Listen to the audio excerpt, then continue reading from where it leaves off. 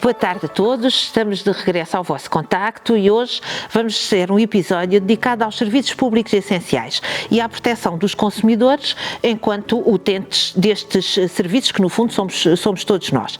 E, portanto, vamos começar por recordar quais são os serviços públicos essenciais.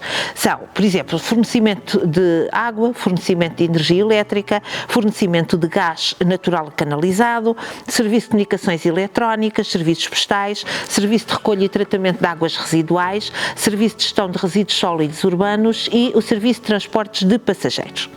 Ora, o consumidor, face a estes serviços, tem um conjunto de direitos. Desde logo, o direito à qualidade do bem e serviço que lhe é prestado, qualidade na vertente técnica e na vertente comercial, à proteção da saúde e segurança físicas, à formação e educação, à informação, isto é muito importante, o direito que o consumidor tem a ser informado em relação aos seus contratos, aos preços, às condições contratuais, à forma de pagamento, à faturação, tudo isso, portanto, cabe no direito à informação, à proteção dos interesses económicos, sendo que aqui cabe a obrigatoriedade das cláusulas contratuais serem redigidas de forma clara e em língua portuguesa e por forma a não gerar um desequilíbrio muito acentuado entre o prestador do serviço e o consumidor.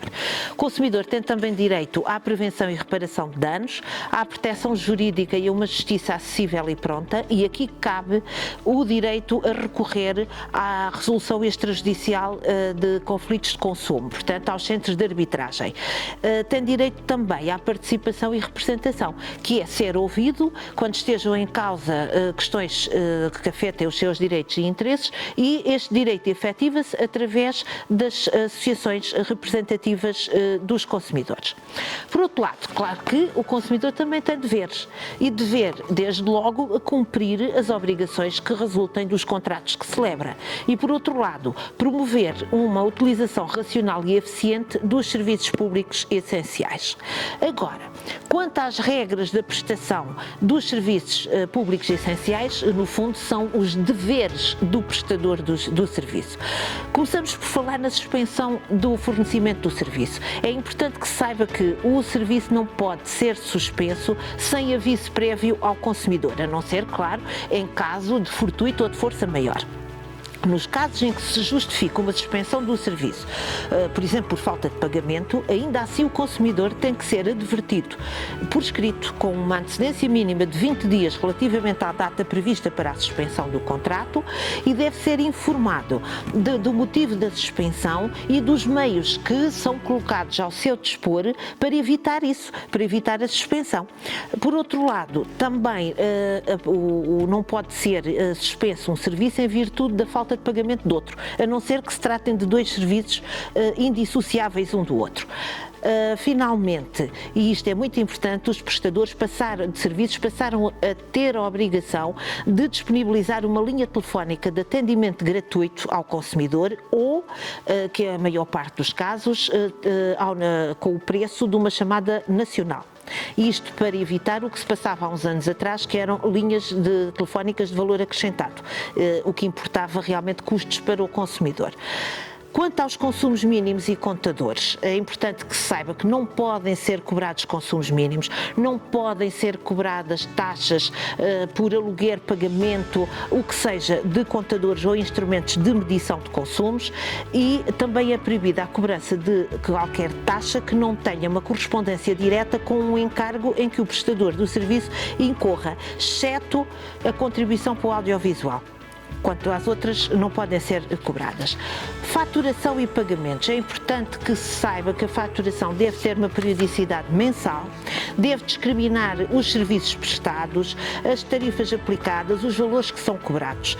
Tratando-se, por exemplo, da fatura de energia elétrica, a estas informações acresce que na fatura deve estar discriminado o custo referente a medidas de política energética, de sustentabilidade ou de interesse geral e outras taxas e contribuições previstas na lei. No caso dos serviços de comunicações eletrónicas, a pedido do consumidor, a fatura deve ser detalhada explicada com o maior pormenor possível, discriminando todos os serviços e os valores que são cobrados. A exigência de pagamento ou chamemos, no fundo, a emissão, a fatura, deve ser comunicada ao consumidor por escrito, com um prazo de antecedência mínima de 20 dias em relação à data limite de pagamento.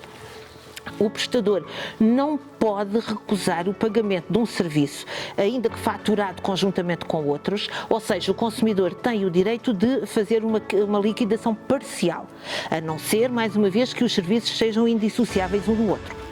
Caso seja cobrado um valor superior àquilo que é devido ou que corresponde ao consumo, o valor em excesso deve ser objeto de acerto na fatura seguinte. E isto não impede, isto é a regra geral, no entanto, o consumidor pode pedir o reembolso dessa quantia.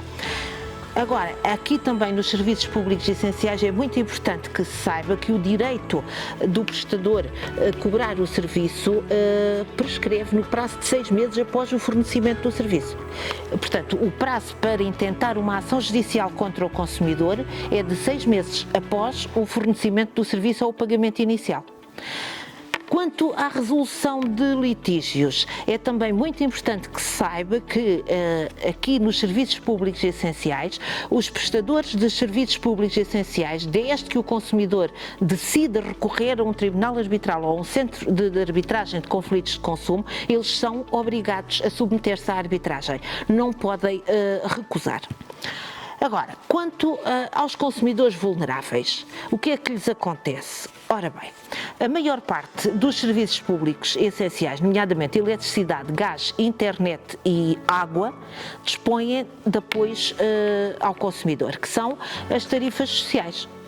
Portanto, por exemplo, no caso da energia e do gás também, o que é a tarifa social? A tarifa consiste na aplicação automática de um desconto na tarifa de acesso às redes de eletricidade em baixa tensão ou de gás natural em baixa pressão, que é refletido pelos comercializadores na fatura, sem necessidade, independentemente do consumidor estar no mercado regulado ou estar no mercado livre, e este desconto é publicado anualmente por despacho do membro do governo responsável pela área da energia.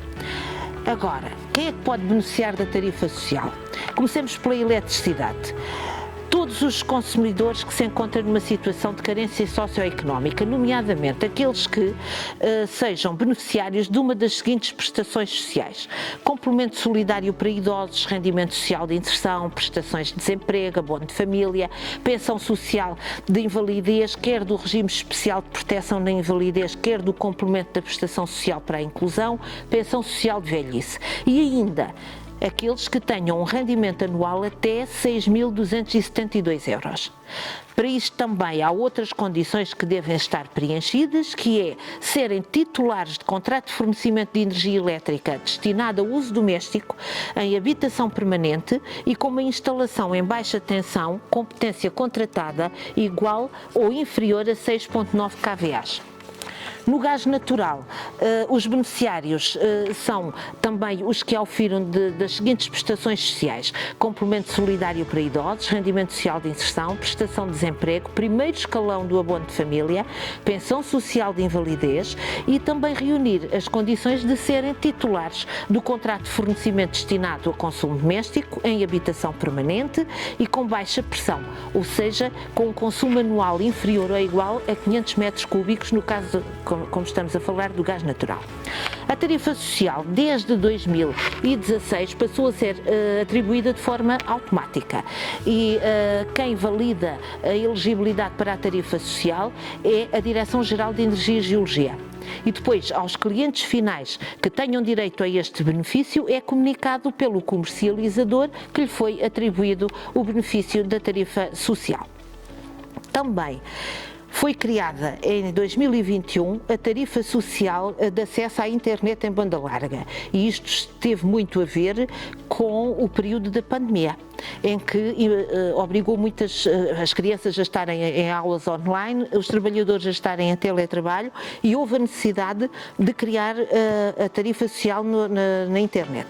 E, portanto, aplica-se aos consumidores com baixos rendimentos ou com necessidades sociais especiais. E, portanto, este serviço de fornecimento de internet em banda larga fixa ou móvel é prestado sempre que existe infraestrutura instalada e a cobertura móvel permita ao prestador efetuar essa prestação de serviços. E deve englobar um conjunto mínimo de serviços: correio eletrónico, motores de pesquisa, ferramentas de formação educativa, jornais e notícias, compra ou encomenda de bens ou serviços, procura de emprego, ligação à rede a nível profissional, cá está a questão do teletrabalho, serviços bancários pela internet, acesso aos serviços da administração pública, utilização de redes sociais e mensagens instantâneas, chamadas e videochamadas. Para este efeito, são considerados consumidores com baixos rendimentos, basicamente aqueles que temos visto anteriormente, e, portanto, os que beneficiem do complemento solidário para idosos, do rendimento social de inserção, das prestações de desemprego, da abono de família, da pensão social de invalidez, agregados familiares com um rendimento anual igual ou inferior a 5.808 euros e beneficiários da pensão social de velhice. Como é que é feita a atribuição?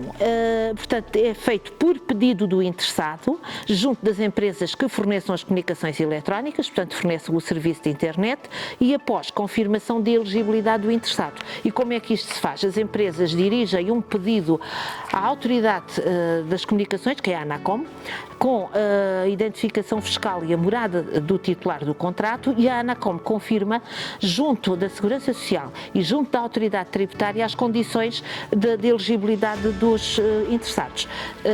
Depois, após a confirmação da ANACOM, então as empresas têm o prazo de 10 dias para ativar a tarifa social.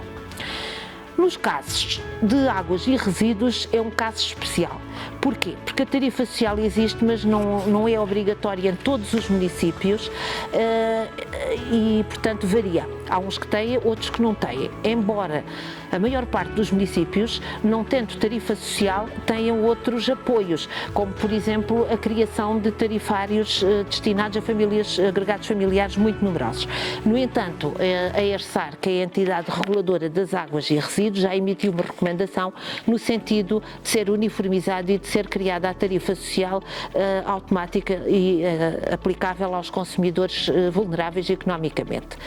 Quanto às comunicações eletrónicas, aqui umas breves notas, porque há uma lei que foi publicada em 2022 e que de facto veio alterar este regime, em que é reforçada a proteção dos consumidores, sobretudo em áreas que tenham gerado muitas queixas e elevado nível de conflitualidade, como seja, por exemplo, a transparência das condições contratuais, a alteração das condições contratuais, como situações de desemprego, imigração, períodos de fidelização, e, portanto, esta lei tentou reforçar os direitos dos consumidores nestas matérias. E assim, os operadores passam a estar obrigados a disponibilizar aos consumidores um resumo das principais características dos serviços contratados, estão obrigadas a disponibilizar aos consumidores, antes da celebração do contrato, e ainda que se trate de um contrato à distância, pela internet ou por telefone, um resumo com os principais elementos dos contratos.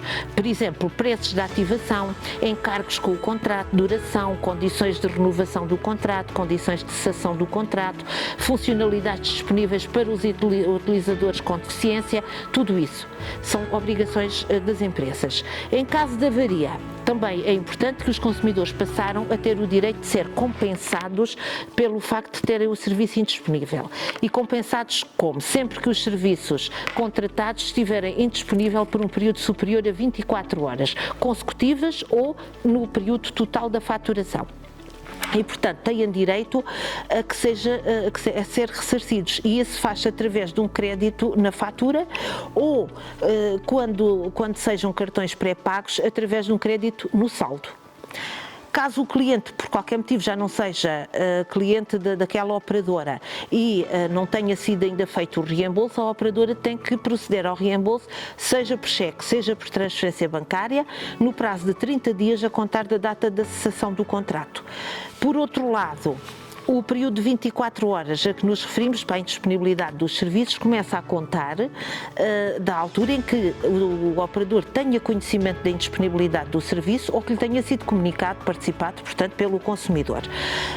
Também o operador deve indicar nas informações contratuais o prazo máximo que prevê para a ligação inicial do serviço e para a reparação de avarias. Se a indisponibilidade do serviço se mantiver por um período superior a 15 dias, isto dá direito ao consumidor de cancelar o contrato, independentemente de ter um período de fidelização. Portanto, cancelar o contrato sem qualquer custo. E aqui chegados, falamos de possibilidade aqui das comunicações eletrónicas, duas possibilidades importantes para o consumidor. Por um lado, suspensão do contrato, em caso de circunstâncias excepcionais e caso de cancelamento do contrato. Começando pela suspensão do contrato, ela é possível no caso de perda do local onde são prestados os serviços, alteração da residência para o estrangeiro, ausência da residência é motivo, por exemplo, de cumprimento de pena de prisão, ausência da residência por incapacidade, doença prolongada ou até estado de dependência de terceiros, situação de desemprego ou baixa médica, sendo que a suspensão do contrato dura enquanto durar o motivo que lhe deu causa, portanto que a justificou. Caso a suspensão se prolongue por mais de 180 dias, então o titular do contrato ou o seu representante legal pode proceder à resolução do contrato. Por outro lado, quanto ao cancelamento dos contratos sem encargos relativos ao período de fidelização, é possível nas seguintes circunstâncias: alteração de residência de forma permanente para uma zona onde o operador não tenha condições para prestar o serviço, em caso de imigração, em caso de desemprego motivado por motivo não imputável ao consumidor e que implique uma perda de rendimento mensal disponível, e também em caso de incapacidade para o trabalho, permanente ou temporária, superior a 60 dias, que implique perda do rendimento mensal disponível. E, para finalizar, gostava também de informar sobre a existência de uma plataforma eletrónica para a cessação dos contratos de comunicação eletrónica. Foi criada em 2022, o acesso faz-se por www.cessaçãodecontratos.pt e permite ao consumidor realizar algumas ações eletronicamente, portanto, através da plataforma. Submeter pedidos de informação contratual, submeter pedidos de suspensão de contratos nos casos que referimos atrás, submeter pedidos de cessação de contratos, também naqueles casos que referimos, e comunicar o óbito dos titulares dos contratos de comunicações eletrónicas. O acesso a esta plataforma faz-se com os dados de acesso ao portal das finanças. E por hoje, em sede de serviços públicos essenciais, ficamos por aqui. Despeço-me até ao próximo episódio e siga-nos nas redes sociais. Obrigada!